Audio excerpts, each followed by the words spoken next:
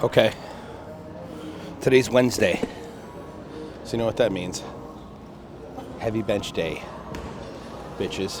All right, so I'm coming off 2 days of rest. My last, my dynamic bench workout was Saturday. Then I did speed work on Sunday, squatting, and then 2 days rest. Heavy bench day. This is week 3 of a 3-week wave. Week 1, I started with a top set triple on heavy bench day. Week 2, I started with a top set. I did a top set double, which was last week, and this week will be the top set single. And then I will reset for next week. There will be no deload. I actually have a deload coming up in a couple of weeks, so I'm going to go ahead and. I had a scheduled deload for next week, but I will not be deloading next week.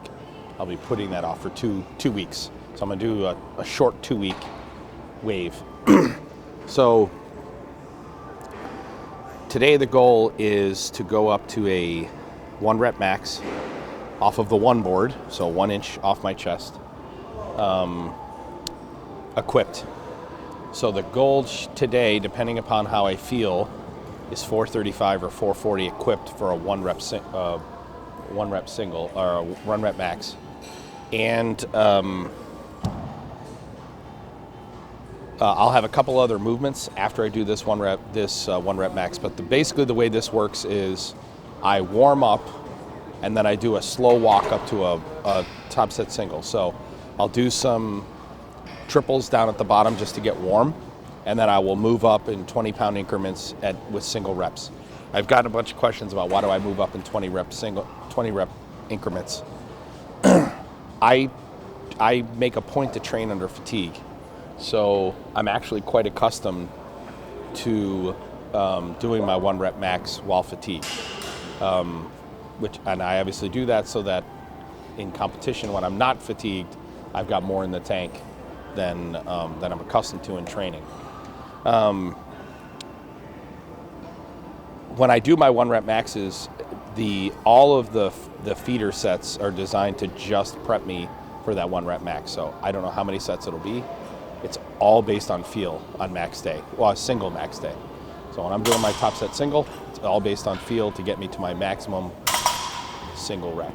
So, all right, I'm gonna get started with stretching, and I'll do some band work. No accommodating resistance today. And all the work will be done off the one board.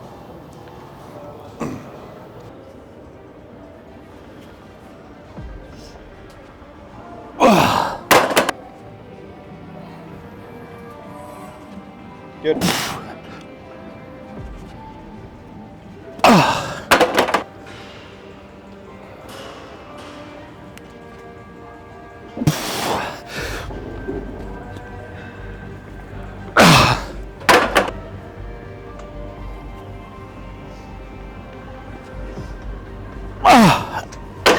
Dude. It was still good though, bro. I saw that. That was a good hit though. Thanks. There's 10 pounds more on this side than, holy, I can feel, I'm like, wait, that's way heavier. And the right side's way heavier. Yeah. I can't believe I got it up. 10 pounds is a lot. Yeah, it was big. Push, come on. All right, so on that last 405, which was my first 405 off the one board, which that's actually the first time I've ever pressed 405 off the one board. Again, the lower your launch point when you start your bench press, the more strain on your shoulders.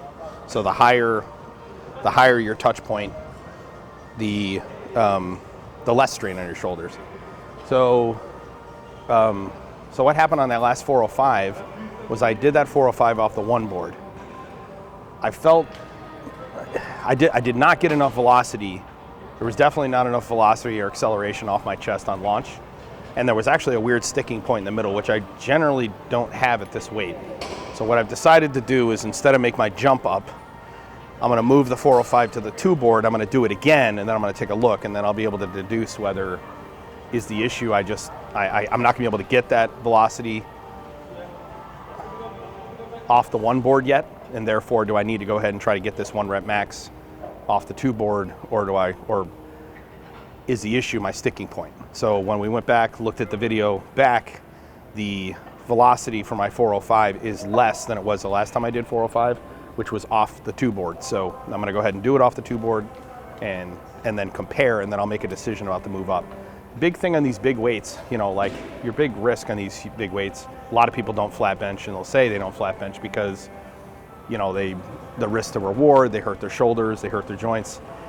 The truth is I love flat bench. And so for me, the idea that I would give up flat benching to protect my shoulders is preposterous. So what I did was I came up with a training plan that's focused on A, getting me flat bench volume, and B, protecting my shoulders at the same time. And that's where this 2-step approach to bench press training came, where I train the launch and then I train the lockout, and I train them in the same program. So that's what we're doing here. You'll notice all my big, huge, hey Walker, why is it you're training those big heavy weights? If you can't raw press 420, why are you training it with equipment? And the answer is, well, remember, for about 70% of that movement, I have the full weight. So less than 1/3 of that full stroke am I getting any assistance. But now what I've gotten is I've gotten velocity and acceleration, which is giving me inertia to help me complete the lift. But I'm locking that full weight out with my upper arms and my forearms. So I train bench in 2 directions.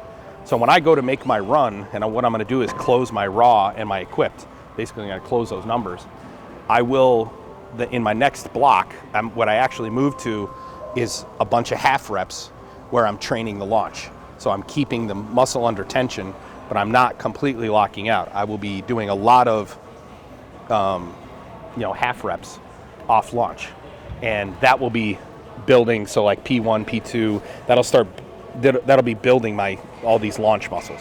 So anyway, we're gonna go ahead and get prepped and press this 405 off the 2 board and see what we got.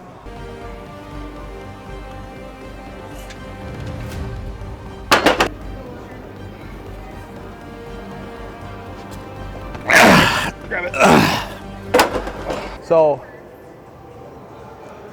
on that 435 lift, so what happened, and I say this all the time, that this is why form, obviously everybody knows form matters, but I don't think the average lifter appreciates just how important good form is. You know, everybody goes to the gym and they're, man, I want to move a lot of weight, or, if you're like a power athlete, I want to be strong. Well, getting really, really strong or being able to lift heavy weights isn't just about strength.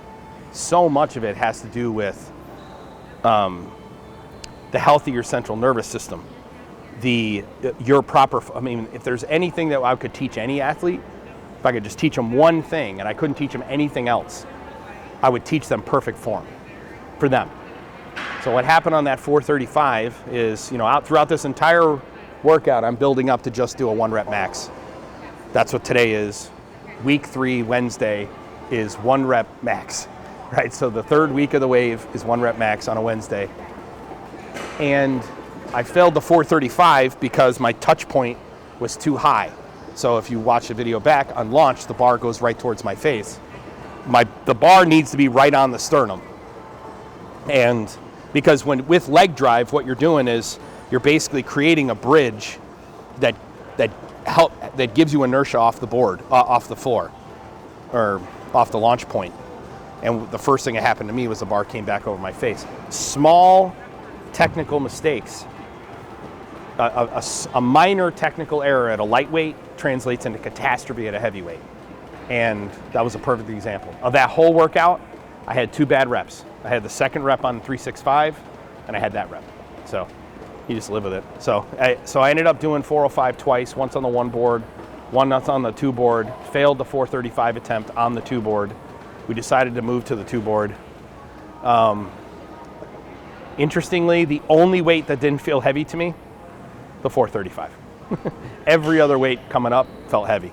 So now what I'm gonna do is a 225 for AMRAP, but they're all gonna be half reps off the launch point. That's all I'm doing here. And then I'll head over to the pec deck and do some cable work, and then we're done.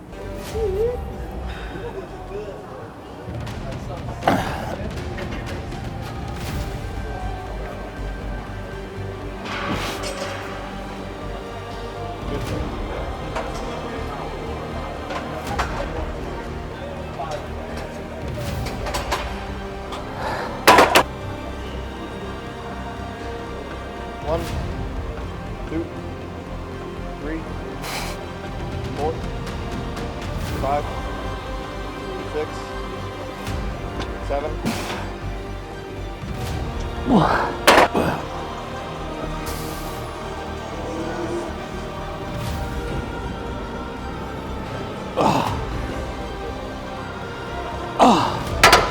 All right, Graves into Gardens in my ear.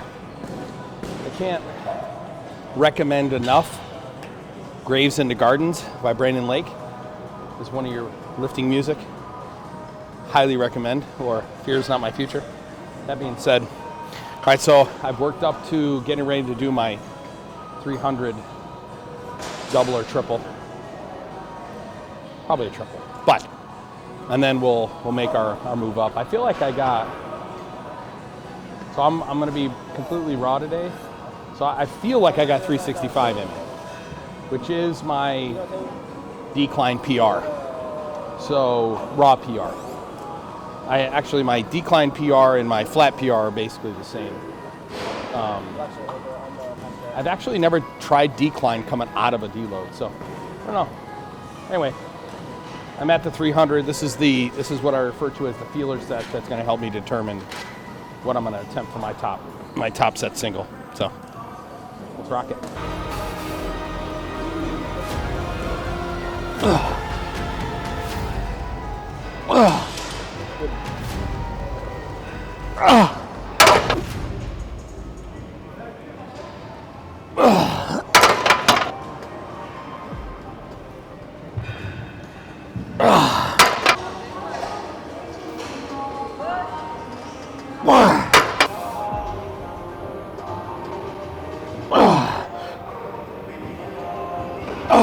One more, come on.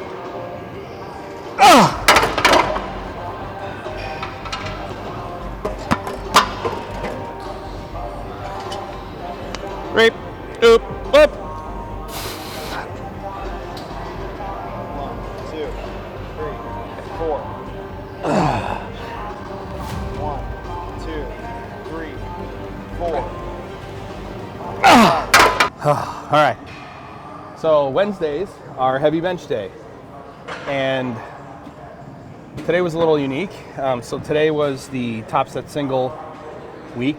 So I originally had a plan for top set single flat equipped, then cable flies and some light incline work, but we needed to split the workout in two. So I did a session in the morning which had my flat bench in it. Goal was to press 435 equipped, which would have been a PR. My PR is 430, and I just touched too high, came way too high. So when on launch, I literally threw the bar over my face. So there's no way to finish there. But I was glad by singling 405 twice this morning. Feel strong. I actually feel really strong. And then in the afternoon came in and we did a heavy decline. The goal was to get as big as I could. I ended up stopping at 345. I failed the first attempt at 345. Then I completed it on the second attempt. Again, I don't know what it is, like I'm too confident in these decline presses. So those are the lower parts of your pec, so P7 and 8. And then it's all like lockout. I feel really, really strong there. So I just had, I don't know, too much confidence. And it's 2 heavy bench weeks in a row where I just didn't get up enough for the 345 press. And so the second time I had to get up and press it, which I did. And then I did a 315 triple to a 225 by 10 drop set. And and now I'm gonna go home and refuel. What I would say is from last week to this week, it was a push. So where on your waves you want to kind of see your weight go like that in your 3-week waves, week 2 to week 3 I was flat. So I'll have to reassess diet and sleep, and we start a new 3-week wave next week. So, all right. Like, subscribe, comment down below, share the video with somebody who might benefit from it. If not, I'll watch this in the future. Stay strong, bitches.